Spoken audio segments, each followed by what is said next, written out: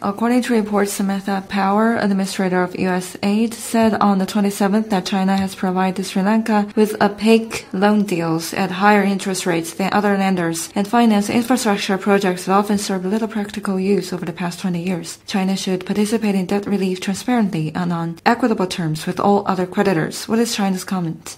一直以来 China-Sri Lanka practical cooperation has always been led by Sri Lanka with scientific planning and thorough verification. With no strings attached, it has boosted Sri Lanka's economic development and brought tangible benefits to the Sri Lankan people. There are multiple components of Sri Lanka's foreign debt, where China-related debts take far less share than that of international capital market and multilateral development banks. Besides, what China provides for Sri Lanka are mostly preferential loans with low interest rates and long terms, which have played a positive part in improving Sri Lanka's infrastructure and livelihood. Shortly after the Sri Lankan government announced to suspend international debt payments, Chinese financial institutions reached out to the Sri Lankan side and expressed their readiness to find a proper way to handle the mature debts related to China and help Sri Lanka to overcome the current difficulties.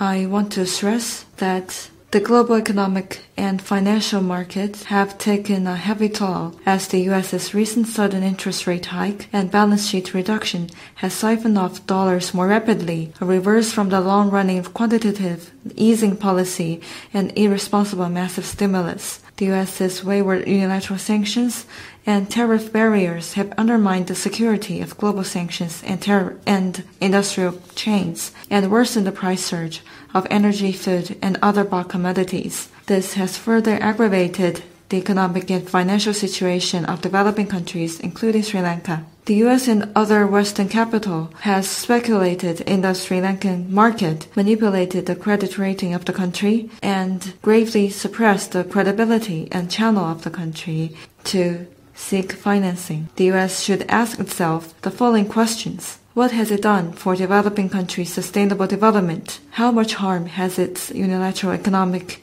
financial, and foreign policies done to other countries in the world? We hope the U.S.